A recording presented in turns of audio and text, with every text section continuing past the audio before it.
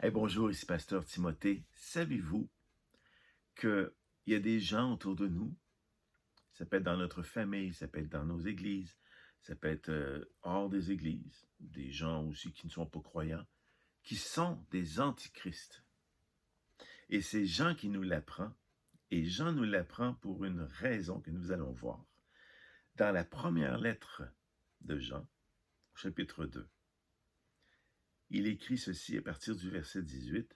« Petits enfants, c'est la dernière heure. Et comme vous avez appris qu'un antéchrist vient, il y a maintenant plusieurs antéchrists. Par là, nous connaissons que c'est la dernière heure. Donc, comment on peut savoir que c'est la fin des temps?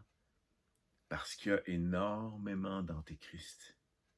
Il y a le grand antéchrist dont parle l'Apocalypse, on y reviendra un jour, mais c'est pas de lui encore. Les signes, c'est comme s'il avait des messagers avant, des gens qui travaillent pour lui, et bien qu'ils ne le sachent pas nécessairement. C'est comme ça qu'on sait qu'on est dans la dernière heure. Il écrit à partir du verset 19, « Ils sont sortis du milieu de nous, mais ils n'étaient pas des nôtres, car s'ils eussent été des nôtres, ils seraient demeurés avec nous. Mais cela est arrivé afin qu'il fût manifeste que tous ne sont pas des nôtres. » Comment on peut savoir, parmi nous, parmi ceux qui croyons, parce que forcément ceux qui ne croient pas, un athée ou je ne sais pas qui, on peut savoir qui n'est pas des nôtres, mais parmi nous, eh bien, c'est celui qui est un antéchrist. Et qu'est-ce qu'un antéchrist? À partir du verset 22, qui est menteur? Sinon celui qui nie que Jésus est le Christ. Celui-là est l'antéchrist, qui nie le Père et le Fils. Voilà, c'est simple.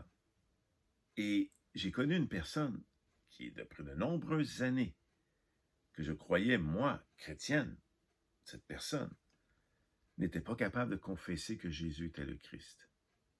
Alors voilà un antéchrist. Et c'est un mensonge, et c'est un menteur. Ils sont parmi nous, comme un loup dans la bergerie. Et c'est une des façons qu'on peut les reconnaître. Et Jean nous donne le pouvoir de les reconnaître, parce que Jean nous parle de la vérité et du mensonge. À partir du verset 21, « Je vous ai écrit non que vous ne connaissiez pas la vérité qui est Christ, qui est Jésus, mais parce que vous la connaissez et parce qu'aucun mensonge ne vient de la vérité. » Alors, si une personne, j'en suis désolé, ça peut être ma mère, ça peut être la tienne, ça peut être un frère dans la foi, ça peut être ton épouse, ton époux, ça peut être n'importe qui nie que Jésus est Christ.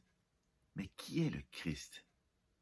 Sinon que loin de Dieu choisi, et qui est le Fils de Dieu, qui est Jésus, venu sur terre.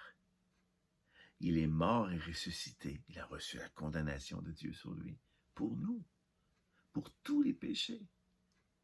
Il a pris sur lui toutes les infirmités, toutes les maladies. Il est maintenant assis à la droite du Père et dans nos cœurs si nous l'acceptons comme sauveur et maître. Celui qui confesse l'inverse est un menteur. Il n'est pas des nôtres. Et on doit déclarer la vérité. Et peut-être, si l'Esprit vous le dit, lui déclarer à lui ou à elle qu'elle n'ira pas auprès de Dieu après sa mort. C'est impossible si elle continue à nier le Christ. Tous les péchés seront pardonnés sauf celui contre l'Esprit Saint, a dit Jésus. Et en voilà un. Nier que Jésus est le Christ, c'est l'essence même de notre foi. Tiens-toi dans la vérité.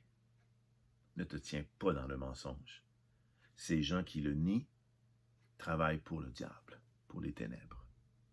Sache-le, c'est ce que Jean nous dit, sous ce ton-là, en nous disant qu'on est dans la dernière heure. Et un homme sera pris, l'autre laissé. On le sait. Merci, à très bientôt pour une nouvelle révélation. Bonne journée, amen.